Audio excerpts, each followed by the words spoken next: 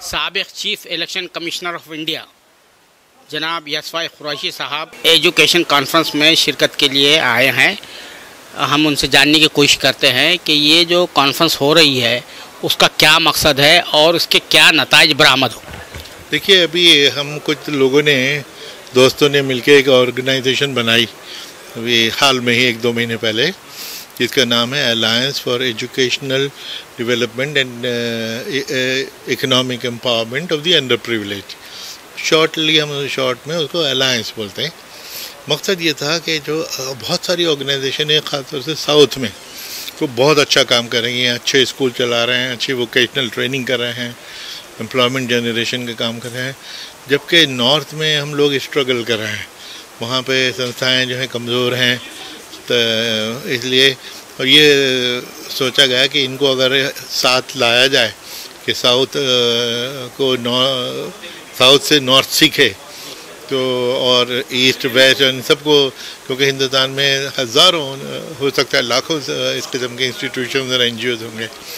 एक तो उनकी एक डायरेक्टरी बनाना, उनके बारे में मालूमात होना कि कितने इंस्टीट्यूशन हैं, कैसा काम कर रहे हैं, जो अच्छा कर रहे हैं उनको अच्छी डॉक्यूमेंटेशन करके लोगों दूसरों से मिलाना, हमारे टीचर्स को और जो ऑर्गेनाइजर्स हैं NGOs के उनको साउथ में भेजना सीखने के लिए। तो इसलिए ये अलायंस का वजूद हुआ।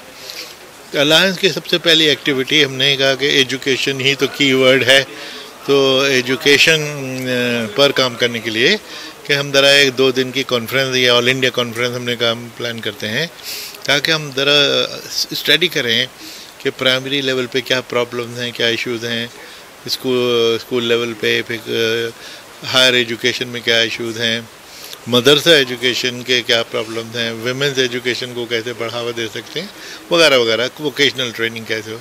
तो इस किस्म के 7 सेशंस उसमें होंगे और उसमें हम एक दूसरे से सीखना और साथ मिलके जो एक कलेक्टिव एनर्जी और पावर होती है, तो सिनर्जी होती है, उसको वो करना कि जब मिल के काम करेंगे तो ज़्यादा मजबूती आती है। आपके वालिद साहब टीचर रहे, आपने भी गालिबन जो है उर्दू मीडियम से तालीम हासिल करने के बाद इस टॉप पोजीशन पे पहुँचे, आप इस मनसब पर पहुँचे। तो इस वक्त जो है उर्दू के हवाले से जो सूरत हाल है बेहिसी है, कोई भी ज़बान जो है लोग अपनी मादी ज़बान को भूल जाते हैं तो वो तरक्की की शाहराह से कमज़ोर हो जाते हैं। जबकि हम देखते हैं जापान की मिसाल है, कोरिया की मिसाल है, चाइना की मिसाल है, जितने भी है जो भी कंट्रीज़ ने तरक्की की है वो अपनी मादी ज़बान से वाबस्ता रहे। तो इस सूरत हाल को किस तरह से, ख़ासतौर से नात में बड़ी बेहिसी पाई जाती है। हाँ, ये तो है, लेकिन हमारे एक मुल्क में एक बड़ा पैराडॉक्स है। एक तरफ तो मादरी ज़बान में तो तालीम होनी ज़रूरी है शुरू में, तो क्या था कि बच्चे को समझने, किसी भी सब्जेक्ट को समझने में आसानी हो। लेकिन ये भी बिल्कुल जाहिर है, और जो हमारा भी तजुर्बा हुआ था, कि अगर आपकी अंग्रेज़ी कमज़ोर है तो आप कंपटीशन की फील्ड में आप भूल जाइए। अब उर्दू के बेसिस पे नौकरी मिल जाए, कितने उर्दू के लेक्चरर कितने चाहिए, 2-4 होते हैं, वो निकल के आते हैं 1000। तो इसलिए उर्दू के मादरी ज़बान तो ज़रूर सिखानी चाहिए। लेकिन वैसे भी हिंदुस्तान तो मल्टीलिंगुअल देश है, 3 लैंग्वेज फार्मूला यहाँ बताया जाता है, तो हिंदी के बिना आप आगे नहीं चल सकते। मादरी ज़बान बहुत ज़रूरी है बच्चे के डेवलपमेंट के समझ के लिए।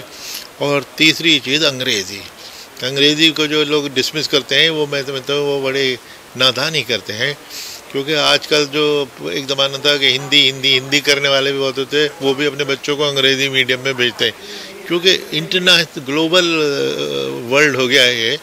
तो इस ग्लोबल वर्ल्ड में कॉम्पीट करने के लिए जापान में कई बार गया हूँ, जापानीज़ को ये कॉम्प्लेक्स है कि उनको अंग्रेज़ी नहीं आती। वो हमारी तरफ आंख फाड़ के देखते थे कि आप इतनी अच्छी अंग्रेज़ी आपको कैसे आती है। हमने कहा भाई, चूँकि स्कूलों में पढ़ाई जाती है, तो अब तो जैसे 6ठी क्लास से तो पहले भी पढ़ाई जाती थी, अब ये हो रहा है पहली से पढ़ाई जाए। मैं इस राय कहूँ कि ज़रूर पढ़ाना चाहिए कि अंग्रेज़ी अच्छी होगी। अभी थोड़ी देर पहले वो बड़ौदा के जो बोल रहे थे ज़ुबैर गोपालानी साहब, उनके स्कूल को मैंने विज़िट किया था। इतनी अच्छी अंग्रेज़ी बोलते हैं वो बच्चे, इतनी अच्छी चीज़। और अभी वो बता दें कि उनके स्कूल के 40 बच्चे कनाडा जा चुके हैं हायर एजुकेशन पढ़ने। जबकि एक ज़माना था कि अपने मोहल्ले से निकल के दूसरे मोहल्ले में नहीं जाया करते थे। तो क्वालिटी तालीम का बड़ा फ़र्क पड़ता है और हमें उस पर हमने ज़ोर देना है इस मूवमेंट के ज़रिए। नॉर्थ में जो तालीमी नस्खा है मुसलमानों का वो बड़ा कमज़ोर है। उसकी वजह ये है कि यहाँ पर तालीम के हवाले से जो कंसेप्ट जो है मुसलमानों में क्लियर नहीं है। अलीगढ़ मूवमेंट और देवबंद मूवमेंट के नतीजे में जो तफरीक आ गई, तो उसके नतीजे में जो हमारा जो है जवाल जो शुरू हुआ, उसके बहुत फ़ायदे हैं अपनी जगह, दोनों भी तहरीकों के फ़ायदे हैं, लेकिन उसके जो नुकसानात हुए हैं, मुज़ीर असरात जो मुरतब हुए मुसलमानों की साइकी पर, तो उसको किस तरह से दूर करेंगे? देखिए, इन दोनों का मुवाजना करना तो मुश्किल है, क्योंकि अब देवबंद है वो तो दीनी तालीम के लिए है और दीनी तालीम भी ज़रूरी है, लेकिन अलीगढ़ तो मॉडर्न एजुकेशन के है। उसमें तो शुरू से ही तरसैयद कमीशन में अंग्रेज़ी इंट्रोड्यूस करना था, जिसका फ़ायदा हुआ। आप दुनिया के किसी कोने में चले जाइए, वहाँ पे अलीगढ़ के फॉर्मर स्टूडेंट्स आपको बड़े अच्छे अच्छे उहदों पे मिलेंगे। तो उनका इंडियन इकॉनमी में, इंडिया को डेवलप करने में, अलीगढ़िया का नेशन बिल्डिंग में बहुत बड़ा कंट्रीब्यूशन है, क्योंकि उन्होंने जदीद तालीम ली, असरी तालीम हासिल की, उसका फ़ायदा हुआ। दूसरे ये जो मदरसा पे बड़े लोग उंगली उठाते हैं, तो एक्चुअली वो मदरसे को समझते हैं। मदरसा तो उर्दू का वर्ड है या अरबी का वर्ड है पाठशाला के लिए, उसको पाठशाला कह दो। दूसरे ये कि उस मदरसे में कोई दीनी तालीम वगैरह नहीं दी जाती ज़्यादातर, कुछ एडवांस मदरसे में होगा। मदरसा तो बेसिकली हो सकता है कि हर मुसलमान बच्चे को कुरान पढ़ना होता है, 4-5 साल उसमें लगते हैं।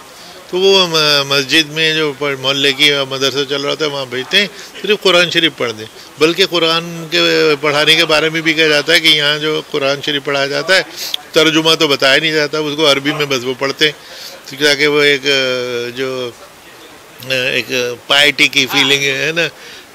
तो अब उनको कुरान शरीफ में लिखा क्या है उनको कुछ पता ही नहीं, बस कुरान पढ़ना सीख लेंगे। एक बार कुरान ख़त्म हो जाएगा, फिर वो कुछ लोग पढ़ते रहते हैं, कुछ लोग भूल जाते हैं।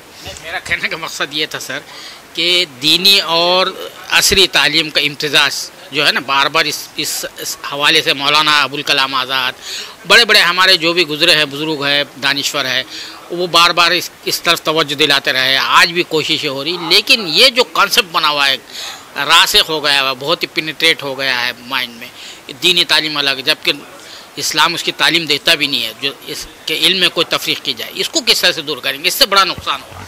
हाँ, इससे नुकसान हो रहा है, लेकिन ये है कि वैसे तो अलीगढ़ यूनिवर्सिटी में, जामिया में, हर जगह इस्लामिक स्टडीज़ के डिपार्टमेंट है। तो वहाँ दुनियावी तालीम के साथ साथ इस्लामिक स्टडीज़ के भी अगर तालीम साथ साथ हो तो एक मुकम्मल इंसान निकलेगा कि उसको अपने मज़हब का भी पता होगा। और किसी ने रोका नहीं। मैंने अभी इस्लाम, फैमिली प्लानिंग एंड पॉलिटिक्स पे किताब लिखी है, मैंने उसको इस्लाम को पढ़ा। और तो जब मैंने 25 साल पहले ये पेपर लिखा था, उस वक्त मुझे भी बड़े मिथ्स मेरे जहन में थे, लेकिन जब मैंने पढ़ा, और मुझे तो किसी आलिम ने रोका तो नहीं कि भाई आप दीन को पढ़ रहे हो, हमसे पढ़ो, हम आलिम हैं। तो किसने रोका है? हम सबको खुद पढ़ना चाहिए, और अंग्रेज़ी में और हर ज़बान में दीनी लिटरेचर मौजूद है, हमें पढ़ना चाहिए। तो किसी ने नहीं रोका। तो पढ़े लिखे लोगों का ये फ़र्ज़ बनता है कि वो दीन से बेबहरा न हो, वो अपने दीन को ज़रूर पढ़ें। क्योंकि अक्सर महफ़िलों में, अपने दोस्तों यार अहबाब में डिस्कशन होता है मज़हब पे, तो कम से कम आप अनपढ़ तो न साबित दिखें, तो आपको मालूम हो कि आपका मज़हब क्या कहता है। फॉर इंस्टेंस मैंने ये देखा कि तालीम में जितना फोकस इस्लाम ने दिया है, मुसलमान किसी नहीं दिया, लेकिन मुसलमान इसमें पिछड़े रह गए। क्यों रह गए? ये हमें खुद सोचने की बात है। औरतों को जो दर्जा दिया गया 1400 साल पहले, उनको बराबर के हुकूक और प्रॉपर्टी राइट और उनको इंडिविजुअलिटी मानी गई, किसी मज़हब में नहीं था 50 साल पहले तक। ये हमें मालूम होना चाहिए और हमें उस पर फ़ख्र होना चाहिए। इस्लाम एक मज़हब है जहाँ पे शादी के बाद औरत की इतनी इम्पोर्टेंस है कि अपना नाम उसको बदलने ज़रूरत नहीं है, ताकि उसका जो वजूद था वो दूसरे के वजूद में ज़म ना हो जाए। तो लेकिन कितने लोगों को ये पता है कि ये तो बड़ी प्रोग्रेसिव चीज़ें इस्लाम की हैं, और ये हमें मालूम होना चाहिए ताकि हमें फ़ख्र हो और बजाय इसके कि आजकल बड़े हर तरफ से अटैक होता है और हम अपने को कमतर महसूस करते हैं, ये हमें एटीट्यूड चेंज करना पड़ेगा। आखिरी मेरा सवाल ये है कि एजुकेशन के हवाले या मुख्तलिफ उन्वानात से मुसलमानों की कॉन्फ्रेंसें होती है, जलसे होते हैं, बड़े शानदार जलसे होते हैं, लेकिन वो जो फ़ारसी का मखौला है निशिस्तन गुफ्तन बर्खास्तन वाला जो है, तो क्या ये जो कॉन्फ्रेंस हो रही है इसका भी यही होगा या कुछ ठोस पेशरफ्त होगी, कुछ ठोस जो है आप लोग जो है काम करेंगे खुलूस के दिल के साथ? आपने ठीक कहा कि बहुत सारी कॉन्फ्रेंसेस होती रहती हैं और उसका कोई नतीजा नहीं निकलता।